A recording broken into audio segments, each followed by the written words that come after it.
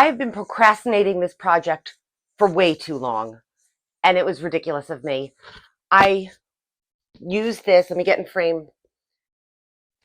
This is sublimation. It's called receptive pet film. But what it is sublimation photo paper. And you may say, why wouldn't you just print on photo paper with your regular printer? This is waterproof. This is scratch resistant. And it's super high gloss, but it has almost a pearly finish. So I'm going to show you, how I made this perfect, beautiful photo with my sublimation printer, sublimation ink, and my heat press. I'm printing out of Photoshop. You can print out of any software that you can hit File, Print, and as long as it prints to your sublimation printer with your sublimation ink, you are good to go. So as I said, I'm doing it in Photoshop, and I just created an 8.5 by 11 artboard, which is the size of the pet film, and then created these 3 images for photo frames that I had. So once your print dialog box comes up, obviously set it to the printer you want to print to. And then if you go into the preferences, it's recommended to print at premium presentation matte on high quality. And then as for any of the other changes for color, that has to do with your printer and your ink and your ICC profile. So I already had something set up, so I was able to just hit print from one of my presets. Don't forget to mirror, because you're going to be printing on something else. So you literally flip it over, so you hit mirror, make sure you take off fast printing, or sometimes it's called bidirectional. And I like to have a print preview to make sure that it's correct. Then just wait for it to print, and I let it dry for a few minutes, and it's ready to sublimate with. This is the actual packaging by ASUB, and it's called ASUB Sublimation-Receptive Pet Film. And the directions are on the back. It explains to you how to print, the settings you need, and the press settings that you need. And there's also a video on the Amazon page that they have, and I will link that below.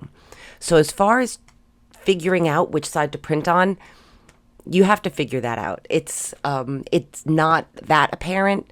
It took me a minute.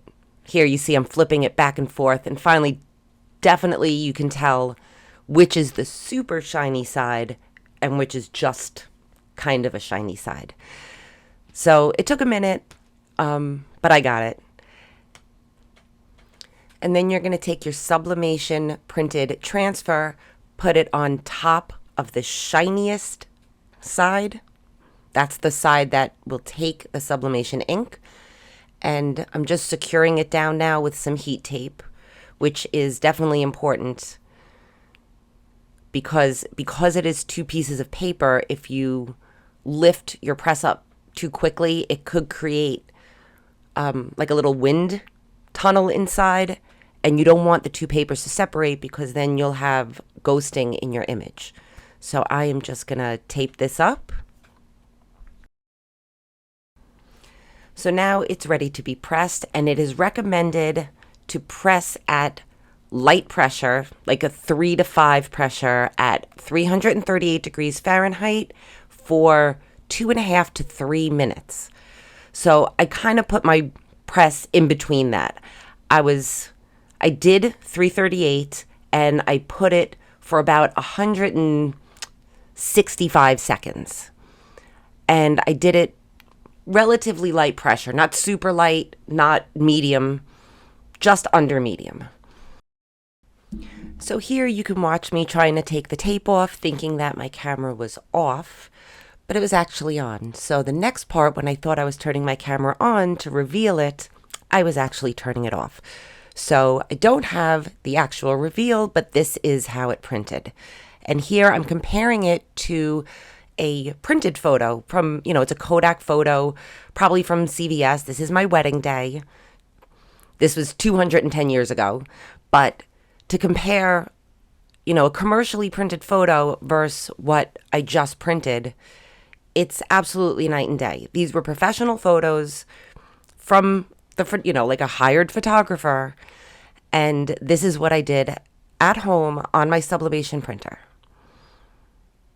And I think these came out better.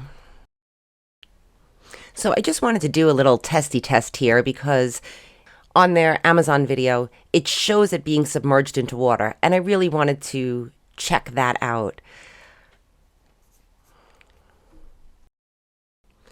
So I definitely wanted to put this paper to a test. And I keep calling it paper, but it's really like a film. I somehow want to call it like a plastic, but it's not. It's definitely paper, but it has some sort of coating on it. And as you can see, it is 100% waterproof. It is waterproof, it's smudge proof, it's scratch proof. And I let it sit there for a minute in the water too, and it's not absorbing anything. I can see applications of this with obviously high-end photos underneath resin, because I don't think it would curl and pull up and absorb resin the way some sticker paper may. So yeah, this material is thick. It is durable. I definitely like that when you cut it, it doesn't absorb through the sides. You don't have to seal the sides. You can see I'm trying to bend it. I can't bend it. I can't make, I suppose if I really try and crush it, I could, but this is great.